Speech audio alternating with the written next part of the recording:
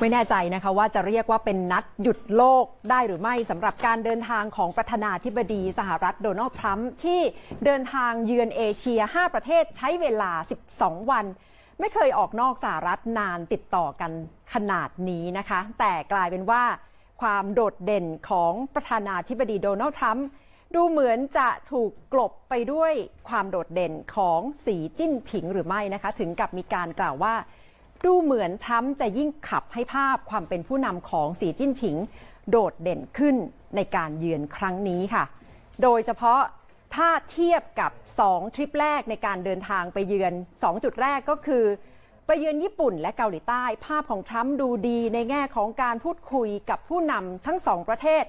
การย้ำบทบาทของสหรัฐในแง่ความมั่นคงและความพยายามที่จะมีบทบาทเรื่องคาบสมุทรเกาหลีแต่พอไปถึงประเทศจีนไม่แน่ใจว่าเป็นเพราะได้รับการต้อนรับอย่างยิ่งใหญ่อลังการมากขนาดนี้หรือไม่ทำให้ท่าทีกับสีจิ้นผิงอ่อนลงไปอย่างมากค่ะสำหรับโดนัลด์ทรัมป์ค่ะ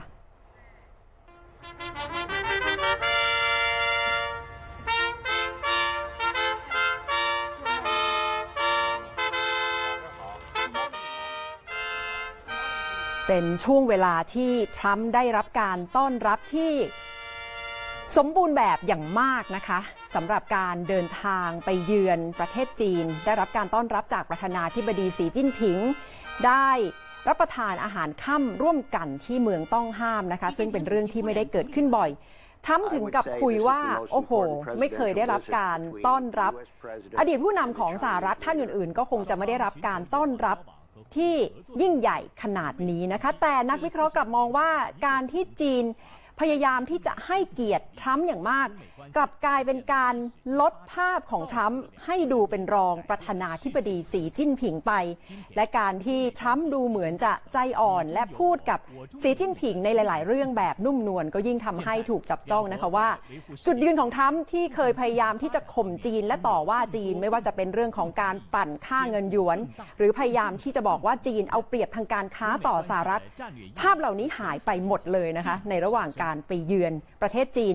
และภาพของผู้นำสหรัฐในช่วงเวลานี้ดูเหมือนจะแตกต่างจากวันที่อดีตประธานาธิบดีริชาร์ดนิกสันไปเยือนจีนเมื่อ45ปีที่แล้วนะคะซึ่งถือว่าเป็นช่วงเวลาสัปดาห์เปลี่ยนโลกเลยก็ว่าได้นะคะเพราะว่ากว่าที่จะเดินทางไปถึงกับแถลงข่าวสดๆบอกกับประชาชนชาวสหรัฐนะคะว่ากำลังจะเดินทางไปเยือนประเทศจีนซึ่งไม่เคยมีความสัมพันธ์ทางการทูตกันมาก่อนหน้าที่จะเดินทางไปก็ส่งเฮนรี่คิสซิงเจอร์ไปดูงานก่อนนะคะปูทางเจรจาก่อนทำให้ภาพของประธานาธิบดีริชาร์ดนิกสันถือว่าโดดเด่นในแง่ของการปรับสมดุลในช่วงสงครามเย็นได้พบกับท่านประธานาธิบดีเหมาเจ๋อตุงและได้ทำให้ทั้งโลกได้เห็นภาพของประเทศจีนซึ่งในวันนั้นสภาพทางเศรษฐกิจแน่นอนว่าไม่สามารถที่จะต่อกรกับสหรัฐได้แต่ภาพของทรัมป์ที่ไปเยือนจีนในครั้งนี้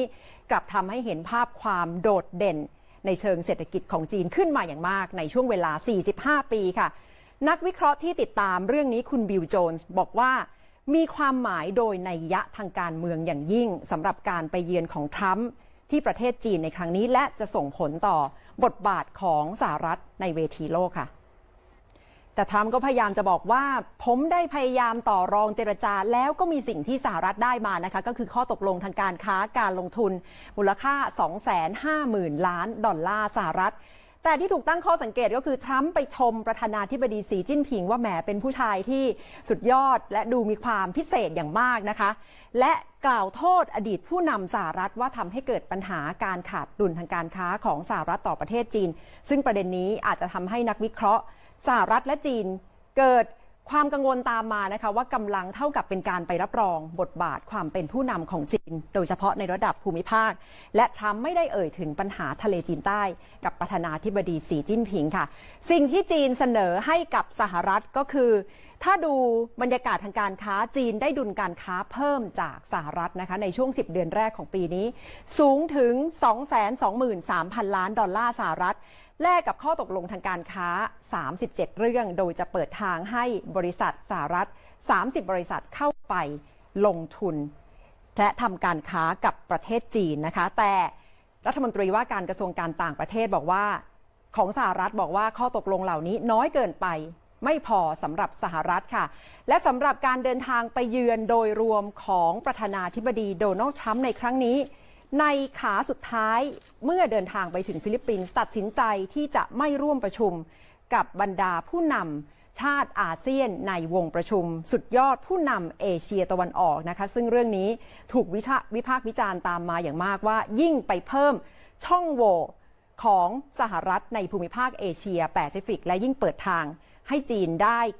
กระชับอำนาจมากยิ่งขึ้นเพิ่มบทบาทของจีนมากยิ่งขึ้นในระดับภูมิภาคค่ะ